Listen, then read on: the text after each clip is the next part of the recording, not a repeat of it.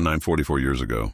The morning sun casts golden rays across the bustling streets of Pompeii, a prosperous Roman city nestled in the shadow of Mount Vesuvius. The air carries the scent of fresh bread from bakeries, wine from taverns, and the salty breeze from the nearby Bay of Naples. Citizens go about their daily routines, unaware that this beautiful day will be their last. What do you think went through the minds of Pompeii's residents on that fateful morning? Share your thoughts about how you would have reacted to the signs of impending doom. Marcus Flavius.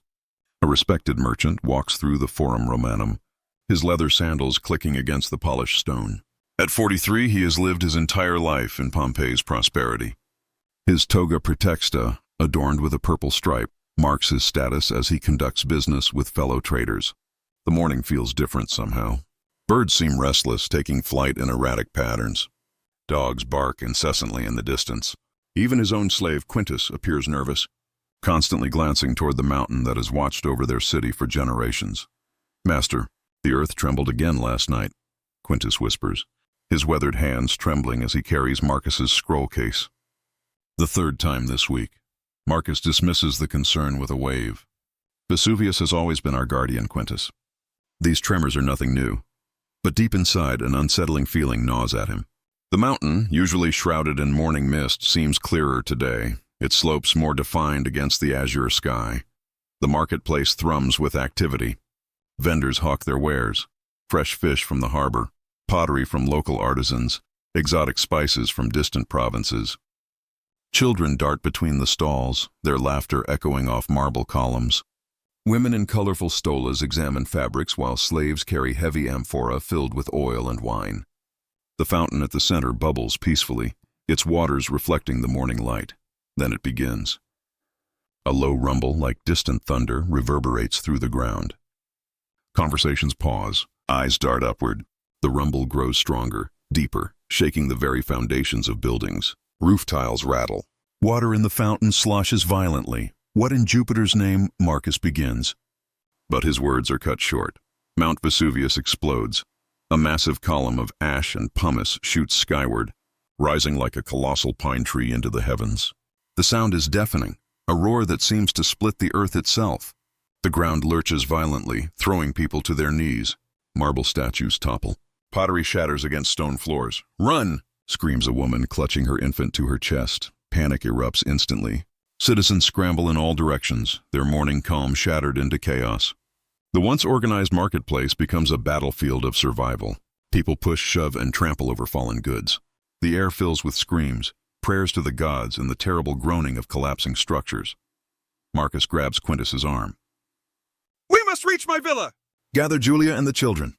They fight through the surging crowd. The sky darkens rapidly as the volcanic column spreads like an enormous umbrella, blocking out the sun. What was bright morning light becomes an ominous twilight. Hot ash begins to fall like gray snow, coating everything in a fine, suffocating dust. The temperature rises noticeably. Sweat beads on Marcus's forehead, mixing with the falling ash to create muddy streaks down his face. The air tastes metallic bitter. Each breath becomes more difficult as fine particles invade their lungs.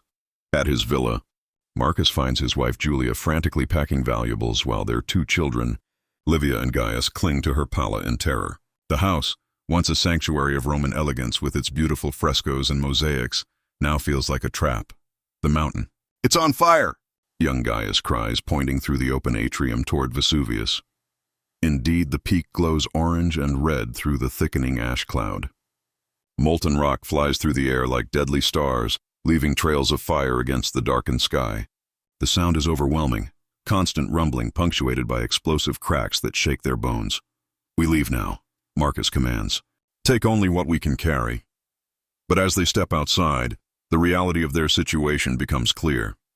The streets are chaos. Buildings collapse under the weight of accumulating pumice. People stumble blindly through the ash-filled air, many already coated gray like living statues. The smell of sulfur burns their nostrils. What's your theory about why so many people stayed in the city instead of fleeing immediately? Do you think you would have recognized the true danger in time? Let us know your thoughts on how you might have survived this catastrophe. A massive chunk of pumice, the size of a man's head, crashes into the street mere feet from where they stand.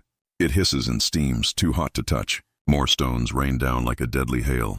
The family presses against a wall, seeking shelter under a small portico. The harbor. Julia gasps, "We can escape by sea."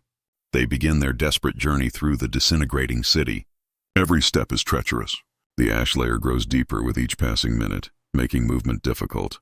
Their feet sink into the hot, shifting debris. Building after building shows signs of structural failure. The beautiful thermal baths, the grand amphitheater, the temples to Roman gods, all slowly disappearing under the relentless volcanic assault. A group of gladiators from the local ludus runs past them, their muscular forms covered in gray dust, making them look like ghostly warriors. Even these trained fighters show pure terror in their eyes. If men who face death daily in the arena are afraid, what hope do ordinary citizens have? The family reaches the main street leading to Porta Marina, the sea gate. But their hearts sink. Hundreds of people crowd the narrow passage, creating a bottleneck of human desperation. Parents carry children. Elderly citizens lean on walking sticks. Slaves help their masters. Everyone moves with the same urgent desperation. "Move! Move!" shouts a centurion, trying to maintain order, but his voice is barely audible over the volcanic roar and human chaos. The ash fall intensifies. What started as fine dust now includes larger pumice stones. Each impact sounds like a hammer blow. Julia pulls her palla over her head, trying to protect herself and little Livia. Marcus shields Gaius with his own body as they inch forward in the crushing crowd. Suddenly, a building to their left begins to collapse. The accumulating volcanic debris has become too heavy for the roof structure. Wooden beams crack with sounds like breaking bones.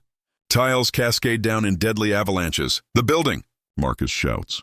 People scatter, but there's nowhere to go. The crowd is too dense. Some are trampled in the panic. Others are struck by falling debris. A young woman falls just ahead of them, blood streaming from a head wound.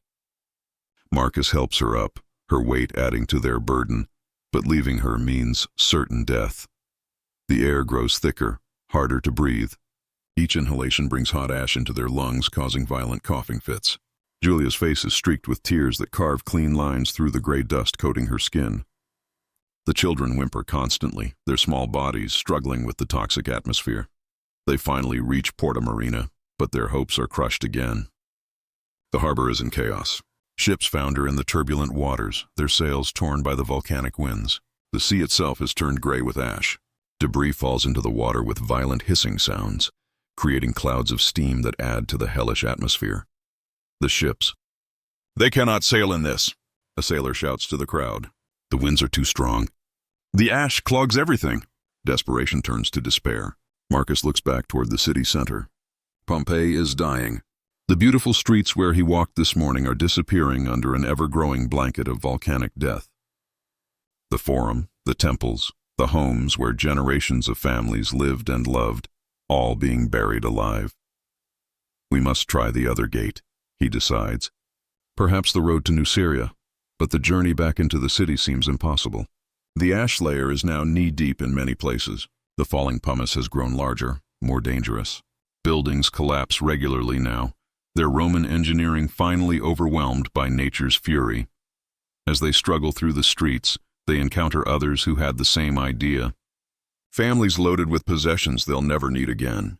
Citizens who moments before lived in luxury now reduced to basic survival. A wealthy senator, recognizable by his Laticlave toga, stumbles past them, his face a mask of ash and terror, no different from the poorest slave. The sound changes. The constant rumbling takes on a new, more terrifying quality, a deep, threatening growl that seems to come from the Earth's core itself. Marcus looks back toward Vesuvius. Through the ash cloud, he can see something that makes his blood freeze. A wall of glowing death races down the mountain slopes.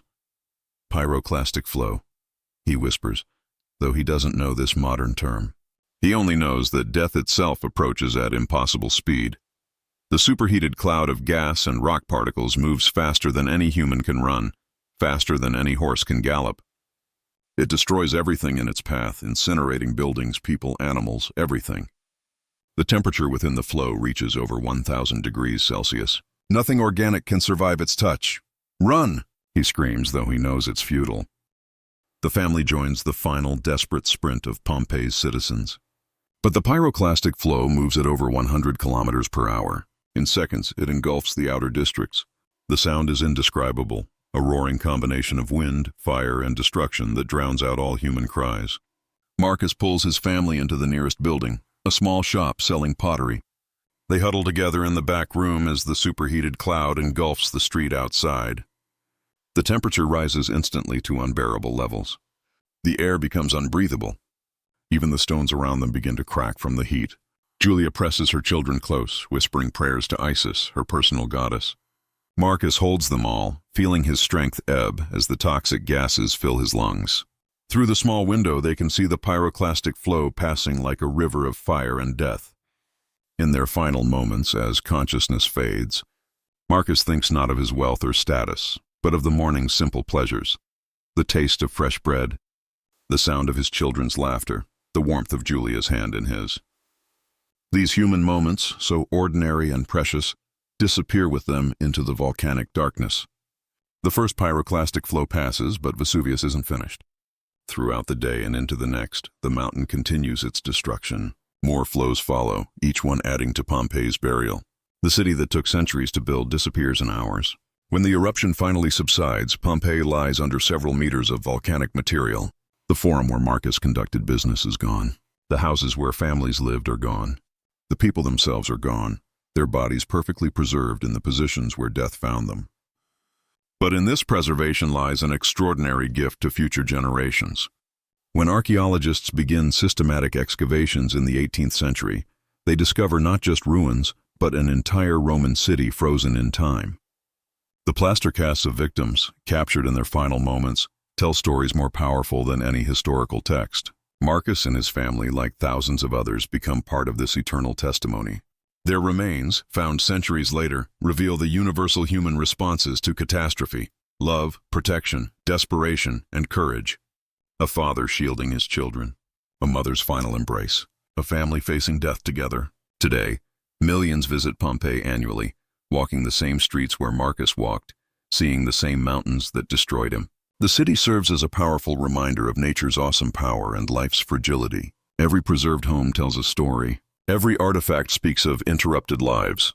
Every victim reminds us that behind historical events are real people with hopes, fears, and loves just like ours.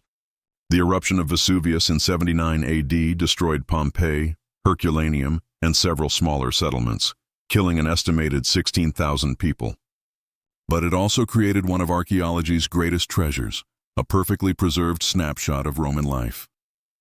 Through Marcus and his family's story, we glimpse not just how they died, but how they lived, loved, and faced their final moments with dignity. What strikes you most about this tragedy? The suddenness of the disaster, the preservation of daily life, or the universal human emotions displayed in the final moments? Share your reflections on what Pompeii teaches us about our own relationship with nature and mortality. If you found this journey through ancient history compelling, please like this video and subscribe to Endless Ages for more epic stories from the past. Together, we'll continue exploring the dramatic moments that shaped our world, bringing ancient civilizations back to life through the power of storytelling. More incredible adventures through time await you.